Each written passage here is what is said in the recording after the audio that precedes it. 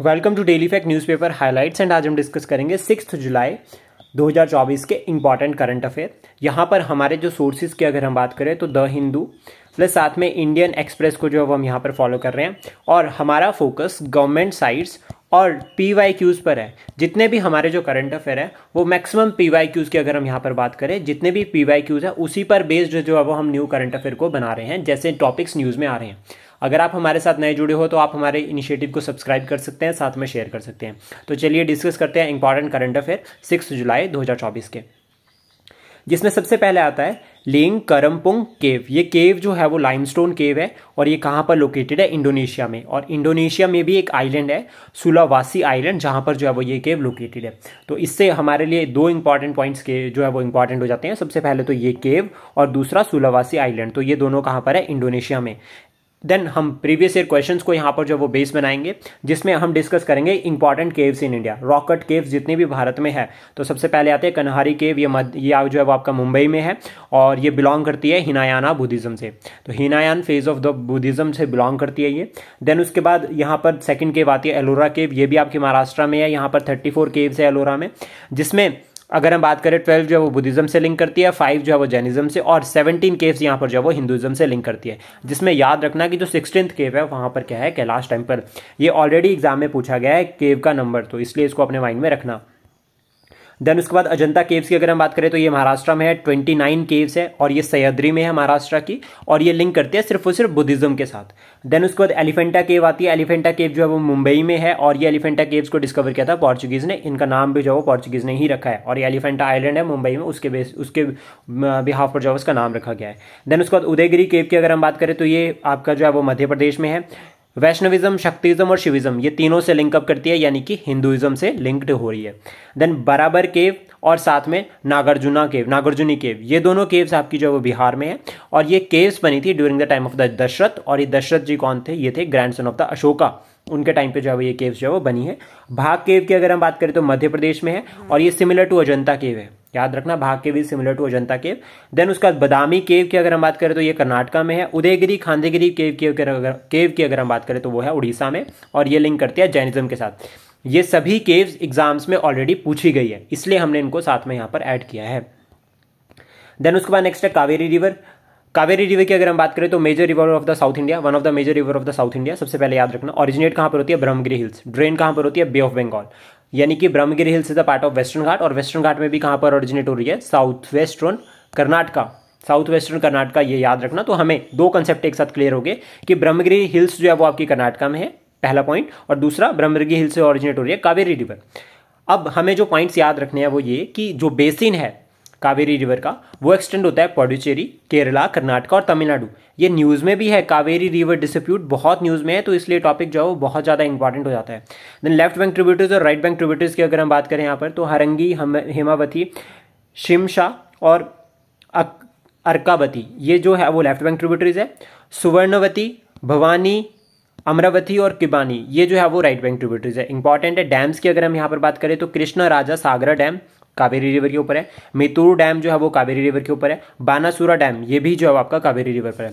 आपको बताना है कि जो कृष्णा रिवर है, कृष्णा रिवर जो है वो महाराष्ट्र से ओरिजिनेट होती है, महाराष्ट्र वेस्टर्न घाट। और आपको बताना है कि महाराष्ट्र में कहाँ से जो है वो कृष्णा रिवर ओरिजिनेट होती है, प्लस साथ में आप गोदावरी का भी बता सकते हैं कि गोदावरी रिवर कहाँ से ओरिजिनेट होती है। देन उसके बाद नेक्स्ट न्यूज़ है हमारी, एक स्पीशीज़ है कॉमन ग्रास येलो।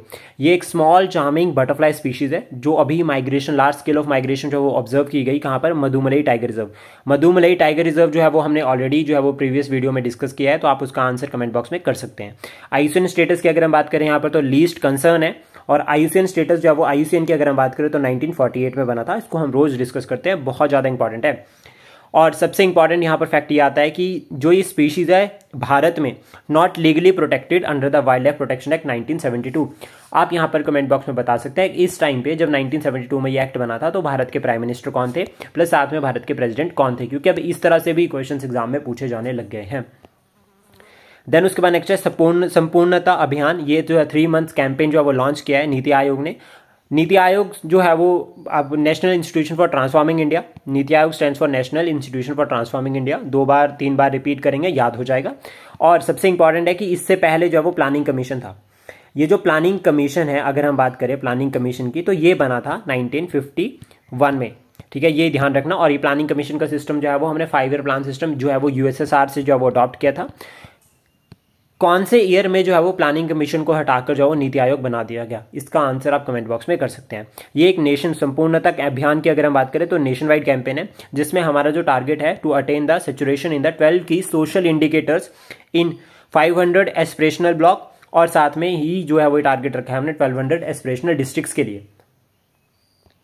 देन उसके बाद है स्नो ब्लाइंड, ये बहुत इंपॉर्टेंट टर्म है। स्नो ब्लाइंड क्या है, एक न्यू बैंकिंग मालवेयर है जो टारगेट कर रहा है एंड्रॉयड यूजर्स को फॉर बैंकिंग क्रेडेंशियल थीफ, यानी कि ये क्या कर रहा है, हमारी जो बैंकिंग लॉगिन आईडी वगैरह डिटेल उसको जो है वो हैक कर रहा है, प्लस साथ में उसके बाद क्या कर रहा है कि जो अनरेगुलेटेड ट्रांजेक्शंस कर रहा है।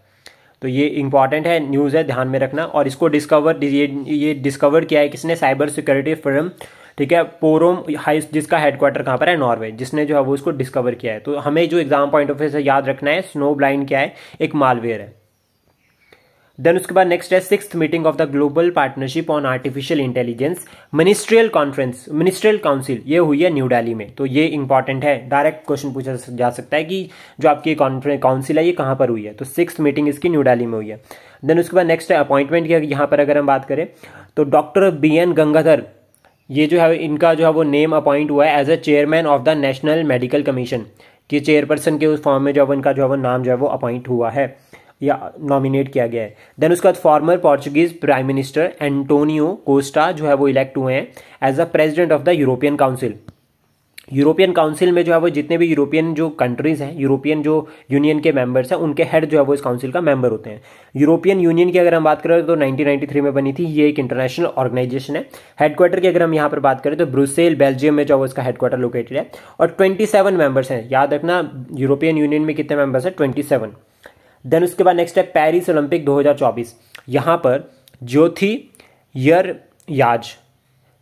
यरयाजी जो है वो बिकम्स, ये पहली जो है वो भारतीय बनी है टू कंप्लीट 100 मीटर हर्डल, यानी कि जो पेरिस ओलंपिक 2024 के होने जा रहे हैं उसके लिए जो है उन्होंने क्वालिफाई कर लिया 100 मीटर के लिए। ये याद रखना, ये बहुत ज़्यादा इंपॉर्टेंट हो जाता है। देन उसके बाद नेक्स्ट आता है S जयशंकर मीट वांग ही, चाइना के जो यहाँ पे मिनिस्टर है, उनसे जो है वो ये चाइना के जो फॉरेन मिनिस्टर है उनसे जो है वो उन्होंने मीटिंग करी हमारे S जयशंकर जी ने, और इन्होंने कहा यहाँ पर कि LAC मस्ट बी रिस्पेक्टेड।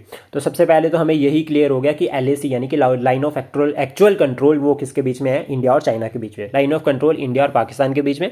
अब यहाँ पर दूसरा फैक्ट ये आता है कि ये मिले कब, ये मिले जब शंघाई कॉर्पोरेशन ऑर्गेनाइजेशन की मीटिंग चली थी, उसके साइड लाइन में इन्होंने जो है वो थोड़ी सी LAC पर बात करी।